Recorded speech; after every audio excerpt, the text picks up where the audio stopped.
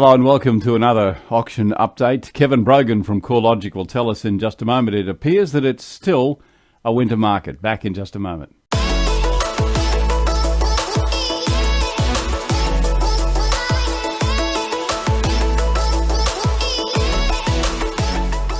Point your clients in the right direction with our range of directional signage.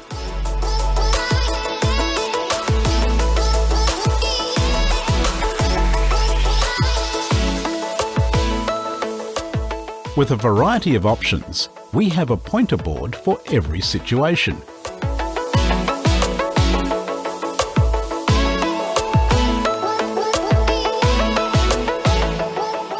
Made with quality, durable materials, they're built to withstand our varying weather.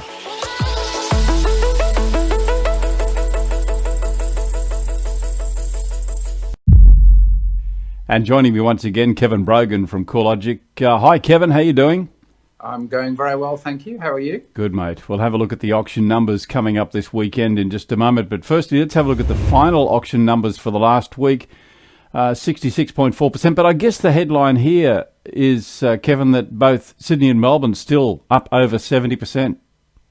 Yeah, that's right, Kevin. I mean, Sydney cleared 72% as final clearance rate, and Melbourne not far behind at 70.9%. So, both continuing that string of stronger auction clearance rates that we've seen for the last couple of months now. Yeah, I just noticed too that Brisbane 51%. I think that actually, oh no, it wasn't my apologies. It was Adelaide that I was going to point out actually came up from the prelims. Yes, look, we had a relatively low collection rate in Adelaide at the preliminary results, and I'm pleased to see that we've actually got a slightly higher clearance rate when we've got the results in. But I mean, Brisbane is worth worth having a look at. I mean, over 50%. This is the first time in a year that Brisbane's cleared over 50%. And they're not shabby auction numbers either. You know, we're looking at 85 auctions there, which by no means is up to a Sydney or Melbourne standard, but still by Brisbane, that's not too bad. No, look, that's right. I mean, it does follow a similar pattern to the rest of the country. I mean, I think the week a year ago when 50% was achieved, there were 104 auctions. So, you know, there's 20 fewer auctions, but still 50% for Brisbane is a pretty strong result. Let's move to the sub-regions in Sydney now.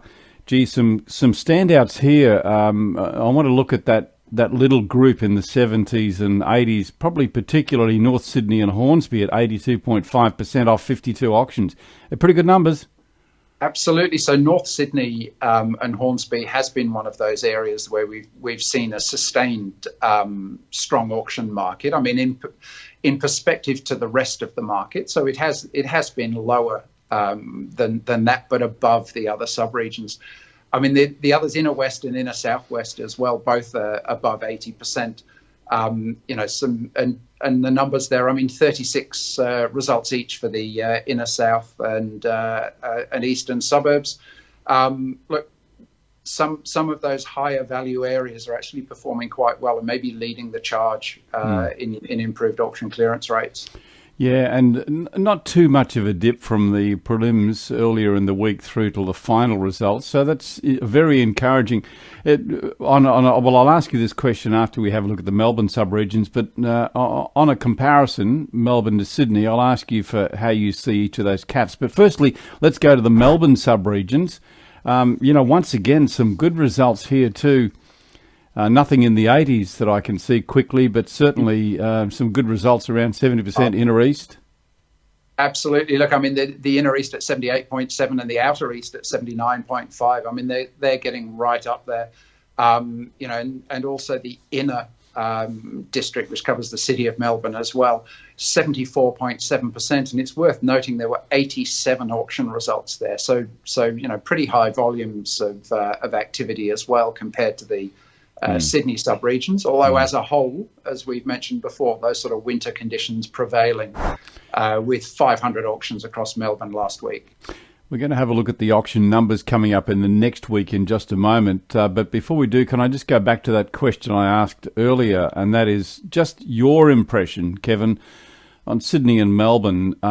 Which of the two markets would you say is probably performing better than the other? Well, look at the moment. I think Sydney has the edge in terms of clearance rates, and I think what's interesting about it is the softening of the market was largely due to the restrictions on mortgage finance. And I think when that hit investors, Sydney was the market that was hit first because of the number of investors active in that market. So what we're seeing perhaps is as some of those restrictions have been removed, Sydney is the market that's probably responded the quickest to those sort of improved borrowing conditions. I'm still hearing from agents all around Australia. In fact, I was talking to Andrew Bell from Ray White Surface Paradise just yesterday, and he was telling me that they're really finding it difficult to get listings now. So, before we end today's show, I want to ask you a question, Kevin, if I may, about the stock coming through and how much of an impact do you think that's going to be on prices. But before we do that, and before we have a look at the auction numbers coming up in the next week, I just want to share with you now the next insight on auction skills with James Bell. Here's James. Hi, I'm James Bell from the Auction Group. Prior to the auction, normally the evening before, the agent, homeowner, sometimes the auctioneer, will have a reserve meeting, which is more of a strategy meeting for the impending auction. In a reserve meeting, sellers will be asked for two prices. The first one is a reserve and the second will be a consideration level. We will start with the reserve. There is a lot of expectation about the reserve, and if an agent hasn't presented thorough feedback throughout the campaign, it can be very difficult to find the right level. It's always a balance between finding a level where the sellers are comfortable to release the property, but not so high that it won't be obtained by bidding. One of the biggest mistakes that we see sellers make is setting the reserve super high, like beyond any feedback or price guide from the campaign or recent sales. I think they do it sometimes as an insurance policy, where all it really does is ensure that the property doesn't sell. The reality is that they would have been comfortable to let the property go at a more realistic level, but fear kicks in and fear isn't rational. The reserve meeting is a time for trust and transparency between agent, seller, and as I said, sometimes the auctioneer. That partnership is about getting all of the cards on the table and coming up with a strategy based on what cards you have. I'm James Bell for propertytv.io. Thanks, James. Interesting to note, too, that James has just been recruited to Better Homes and Gardens. You would have seen that, Kevin. I think they call him a bit of a heavy hitter. I don't know that he's all that heavy, but he probably is a bit of a hitter. So it'll be good to see what he does. And congratulations to James as well. All right, Kevin, let's get on with the stats. Firstly, let's have a look at what's coming up in the next week. Yeah, look, Kevin, we have seen, as you mentioned in the headline, I mean, it is still a winter market in terms of the number of properties being listed for auction. Every capital city, except for Perth and Canberra, is seeing a reduction in auction numbers for the coming week. So 350 odd in Sydney, 471 in Melbourne, and 81 in Brisbane. So, we are still waiting to see that increase, leading into what I anticipate to be your next question about properties coming to market. We're still waiting to see that sort of surge in listings in the auction markets in particular. Yeah, 81 auctions out of Brisbane. It'll be interesting to see on the back of those numbers we saw last week with a 51% clearance rate. It'll be interesting to see what happens there.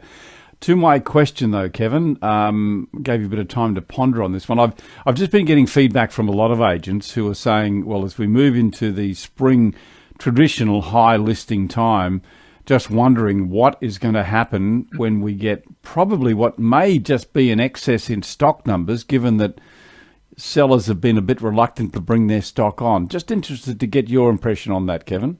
Yeah, look, I think it's going to vary from one market to another. I mean, if we look at the new listing situation, our data is showing in Sydney and Melbourne, for example, that listings are 30% down. That's new listings, they're 30% down on this time last year. So, people aren't listing their properties for sale. But if you look at the amount of stock remaining on market during that sort of quieter period that's encapsulated within the last 12 months of data, some of that stock has been taken up. If we look in Sydney, there's probably about 10% less stock on the market now than last year because some of that stock's been taken up. But in Melbourne, it's not that much different total stock to last year. And the reason that's important is you need to know how much stock there is on the market when you bring new stock in. So look, if we see a surge in listings in spring, I guess what everyone's hanging out for is to see whether the encouragement that we've seen from these auction clearance rates is going to manifest in sustained demand that will take up that supply. Or whether that's sort of, and I'm assuming it's like a latent supply, people just waiting until spring to list. Is that going to exert a downward pressure on prices? Because, our price data is showing that there have been slight increases in housing prices in Sydney and Melbourne and also Brisbane. But that will come under pressure with new stock coming onto the market. So, it's just a question of how it balances with the demand that's sitting there.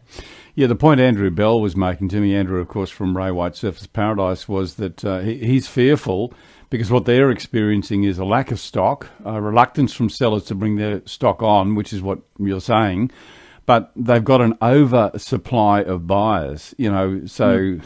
what's going to happen when this stock does hit? Will we see a surge at the start of spring? And then it might taper off as maybe some of that buyer demand falls away. It's going to be an interesting proposition to watch, I think. Oh, look, I absolutely agree. So, what you would anticipate is these auction clearance numbers as one of the indicators of the market shows that there are people out there willing to purchase and who consider that perhaps the market has reached the end of the down cycle. Meaning that now is a good time to make a purchase. Now, how many other people there are sitting with, let's say, approved finance, just waiting in the wings for when new listings come on, that at the moment is the unknown. So, look, it's going to be an interesting spring to follow. Indeed. Kevin Brogan, always good talking to you, my friend. We'll catch up with you again on Monday. We'll have a look at the preliminary results out of the first weekend. We give you the first flash results, the most accurate ones from all around Australia. And we also take you inside the top sales of all the properties, the top auction sales in Brisbane, Sydney, Melbourne, Adelaide. I'm just trying to think of where we go, mate. Canberra and also Perth. We sort of jump around quite a lot, but Yep. Good, my friend. We'll look forward to seeing you on Monday as we bring you up to date on what's happening. And just a quick reminder for you too that Real Estate Talk is out tomorrow. And if you haven't caught it already, Property News Update is already up on the site. That's propertytv.io. Kevin Brogan from CoreLogic joins me every Friday, every Monday, with the most comprehensive rundown on what's happening with auctions right around Australia. Kevin, thanks for your time. Have a great weekend. See you on Monday. Thanks very much, Kevin. Speak to you soon.